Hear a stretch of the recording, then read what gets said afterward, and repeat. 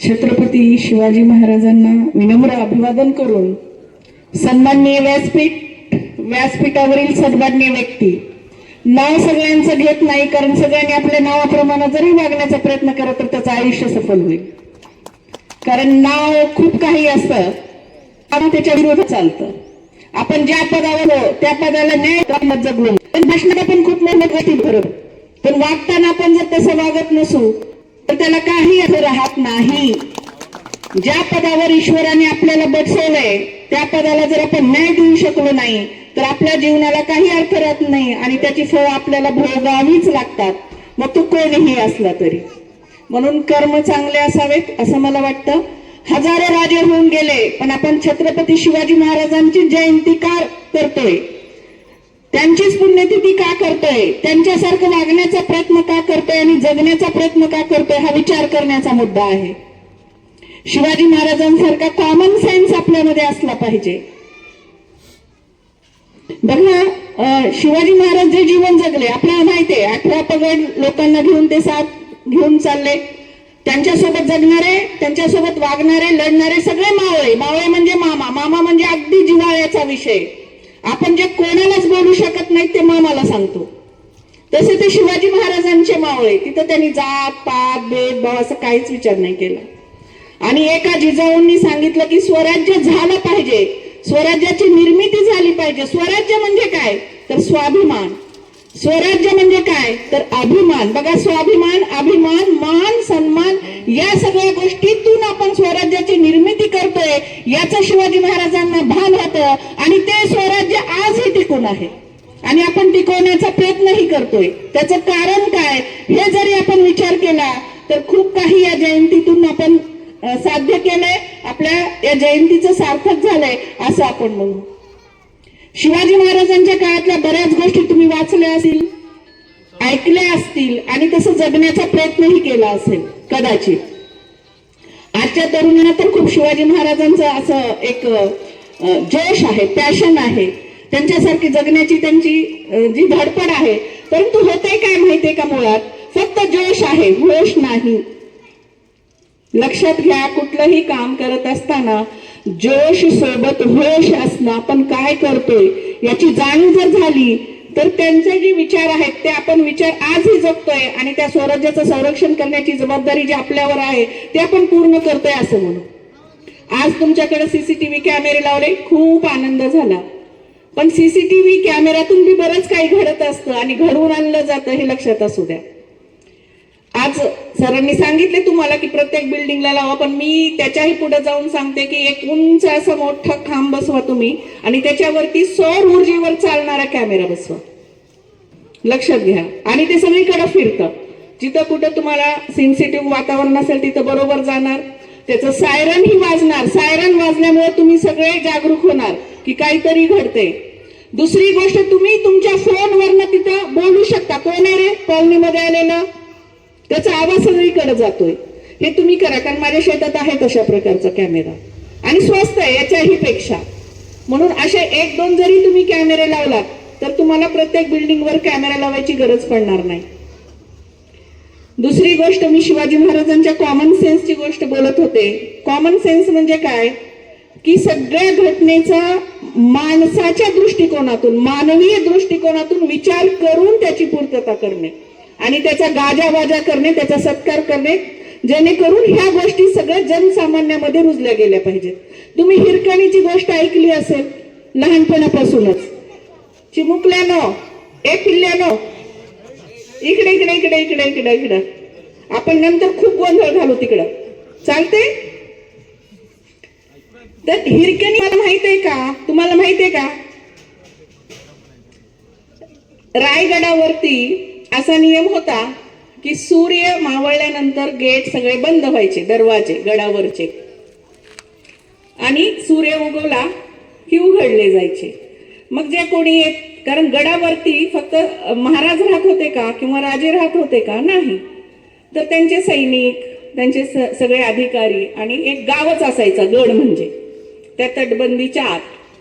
आणि मग बाहेरच्या आजूबाजूच्या खेड्याचे लोक आपले काहीतरी सामान वगैरे विक्री करण्यासाठी यायचे गडावरती. तशीच एक हिरकणी होतं. ती गवळण दररोज दूध घेऊन यायची गडावरती. तिचं एक लहान बाळ होतं असंच. गोष्ट सांग इकडे बघा, ए पिल्लू गोष्ट सांगायला ऐक. काय तर तिचं छोटं बाळ होतं. ती बाळ ती घरात सोडायची आणि दूध विकायला यायची. बरोबर. दिवसभर तिनं एका दिवशी दिवसभर दूध विकलं. तिच्या लक्षातच आलं नाही की संध्याकाळ झालीये. आणि तिनं बघितलं तर अंधार होत होता आणि सूर्य मावळतीला जात होता.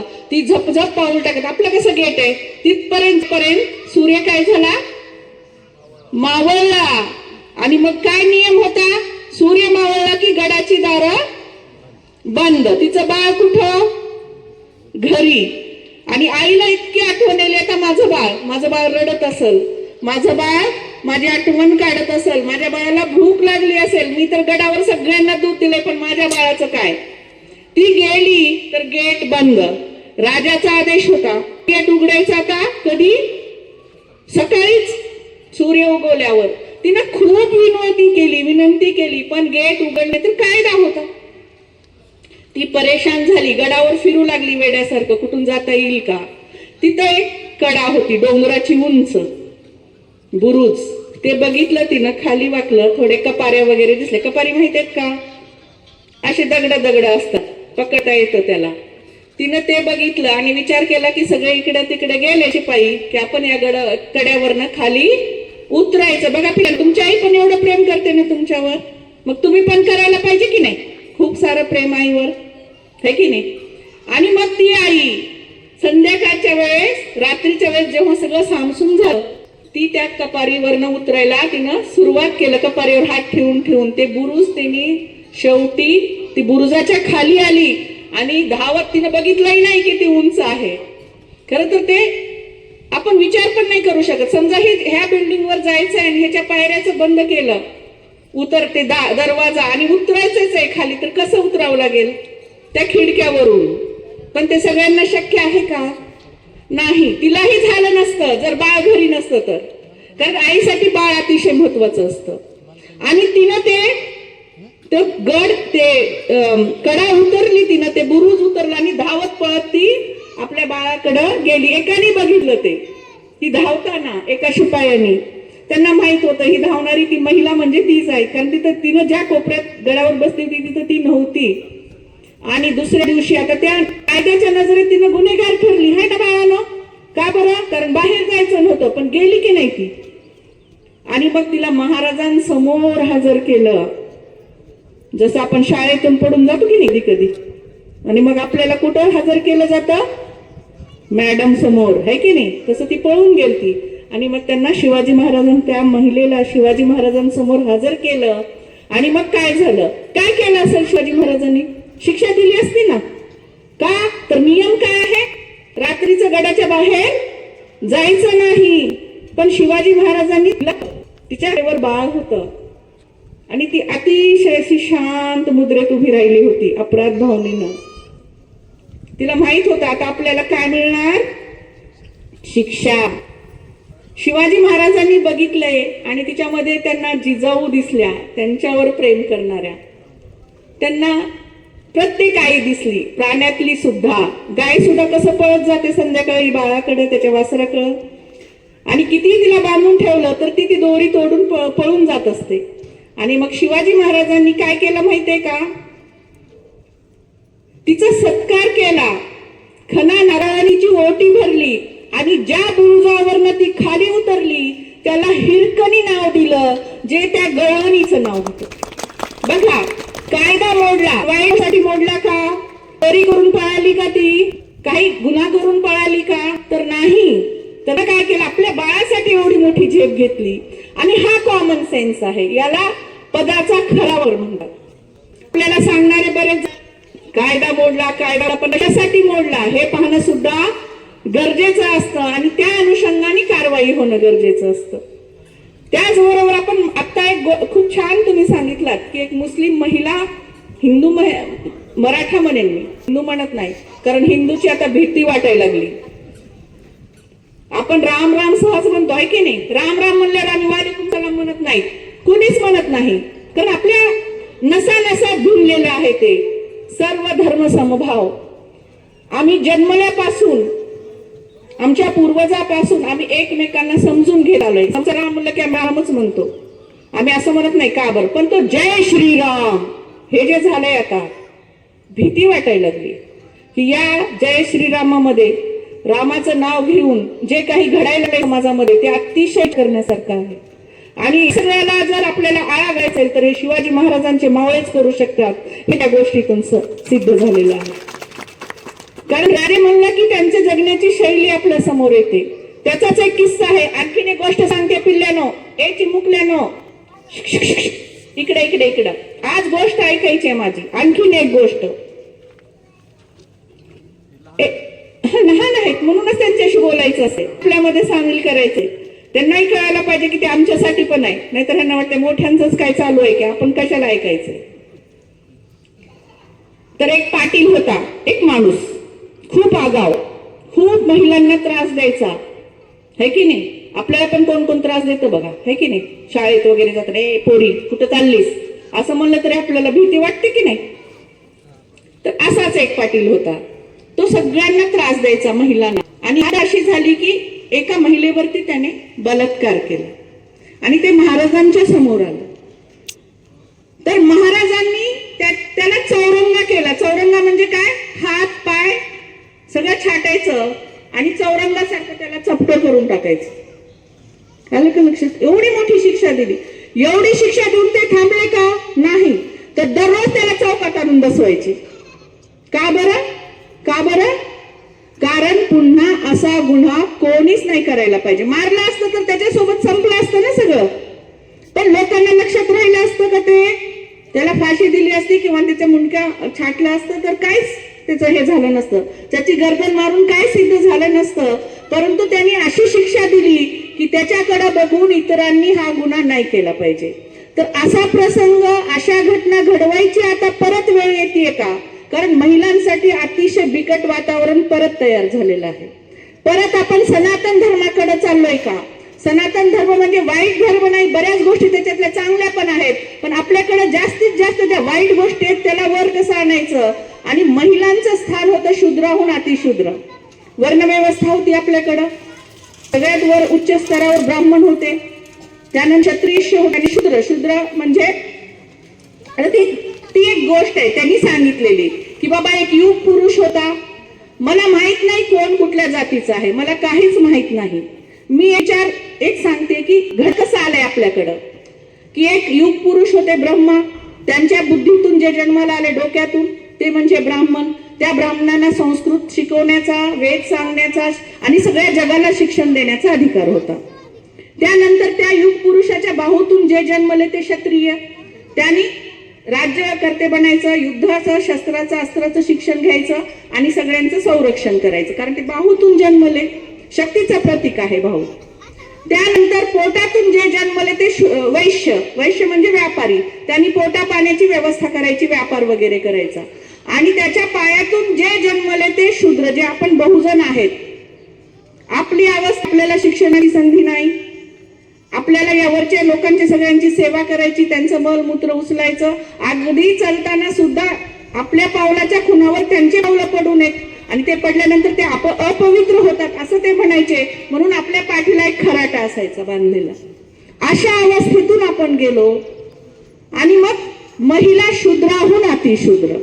बघा महिलांचं स्थान काय, शूद्राहून अतिशूद्र. मग लहान जरी महिला असली, 4-5 वर्षाच्या मुलीचं लग्न 90 वर्षाच्या म्हाताऱ्यासोबत व्हायचं, त्याला जरट कुमारी विवाह असं म्हणायचं. विधवा व्हायचा नाही, अगदी लहान वयात लग्न व्हायचं, ते म्हातारा मरून जायचा.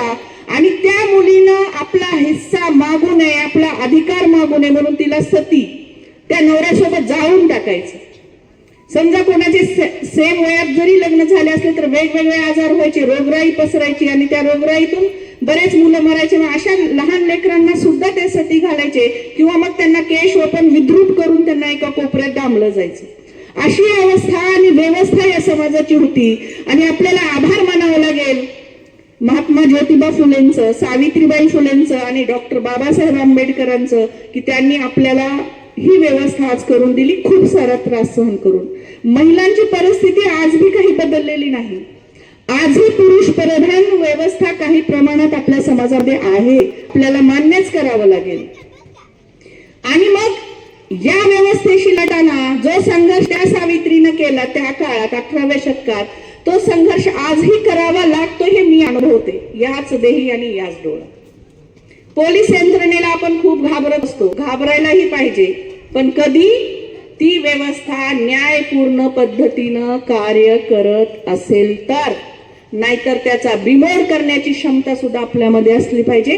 ते मी केलेलंच आहे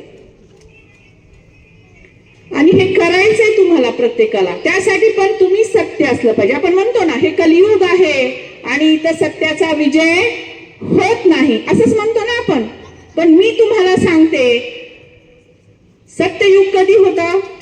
रामाच्या काळात, बरोबर आहे की नाही? सगळं सत्य आणि सगळं आदर्श रामायण बघितल्यावर, पाहिल्यावर, वाचल्यावर, ऐकल्यावर आपल्या लक्षात येतं की त्याच्यात सगळंच आदर्श होतं. त्यानंतर आपण महाभारत द्वापर युगातलं बघितलं, त्यामध्ये सगळं राजकारण होतं. धर्माविरोधात अधर्माचा लढा, सत्याविरोधात असत्याचा लढा आणि महाभारताचं युद्ध झालं, युद्ध संपलं. त्यामध्ये लढले कोण होते महाभारतामध्ये? आणि मी तुम्हाला आणखीन एक गोष्ट सांगते, रामायण आणि महाभारत आपले महाकाव्य आहे, त्याच्यात बरंच आदर्श आहे, आपल्याला बघायला ऐकायला मिळतं. ह्या लेकरांना महाभारत माहित नाही. ह्याच लेकरांना काय, मी डीएड आणि बीएड ला शिकवते, त्या लेकरांना सुद्धा माहित नाही. आता रामायण महाभारत सांगितलं जातं द्वेषातून, सांगितलं जातं द्वेषातून. मी ग्रामीण भागातच लहानाची मोठी झाले, अगदी सप्ताह वगैरे असायचा आणि सगळीकडे आवाज घुमायचा. मी शेतात राहायचे माझ्या आई वडिलांसोबत आणि ते मी ऐकायचे, मला आवडायचंही. त्यानंतर रामायण महाभारत आपण बघितलं टीव्हीवरती, किती सुंदर पद्धतीनं होतं ते सगळं. आज राम आपल्याला द्वेषातून सांगितलं जातं, महाभारत आपल्याला द्वेषातून सांगितलं जातं आणि त्याचा विष या समाजामध्ये पसरलेला आहे. त्या विषयाचं कुठेतरी आपल्याला ते संपवावं लागेल. आणि म्हणून या लेकरांना तुम्ही 8 दिवसाला एकदा रामायण महाभारत सांगत चला.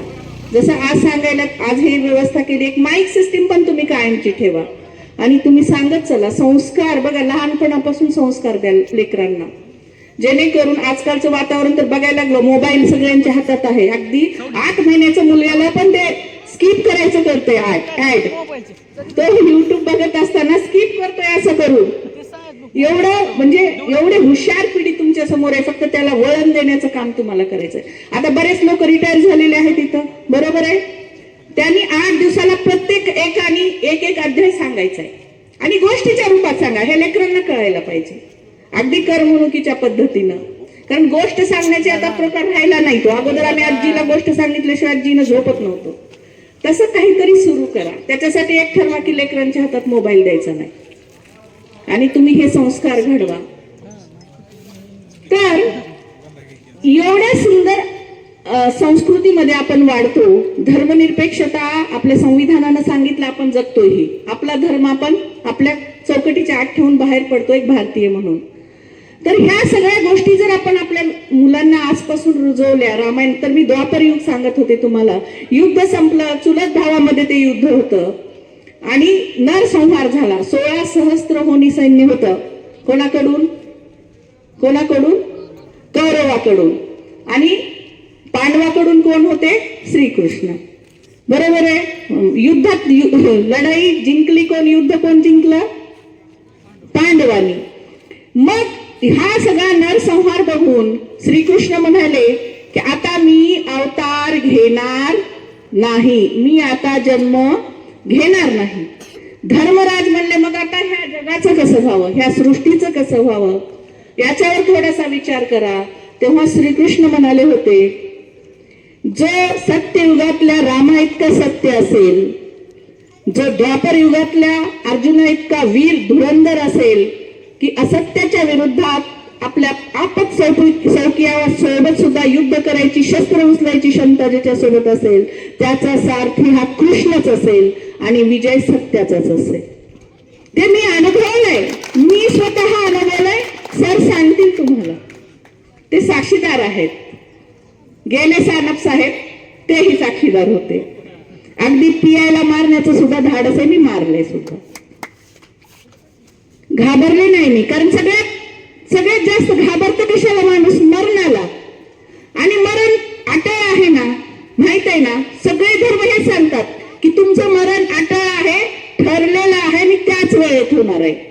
तुमचं मरण जर आहे तर तुम्ही मच्छरनं मरणार आहात, मच्छर चावून. आणि मरण नाही तर लष्करनं सुद्धा मरणार नाहीत. मग कशाला घाबरताय तुम्ही? पण तेवढे सत्य तुम्ही असले पाहिजेत, खणखणीत असले पाहिजेत. कारण आपण किती सत्य हे फक्त आपल्यालाच माहितीये. आपल्या सद्विवेक बुद्धीच्या न्यायालयात आपणच वकील असतो, आपणच अपराधी असतो, आपणच साक्षीदार असतो आणि आपणच जज सुद्धा असतो. आणि आपल्या आई वडिलांनी लहानपणापासून सांगितलंय, कुणी जरी बघित नसलं तरी कोण बघत असतो? तो ईश्वर. तो फक्त बघतच नाही तर न्याय सुधारतो.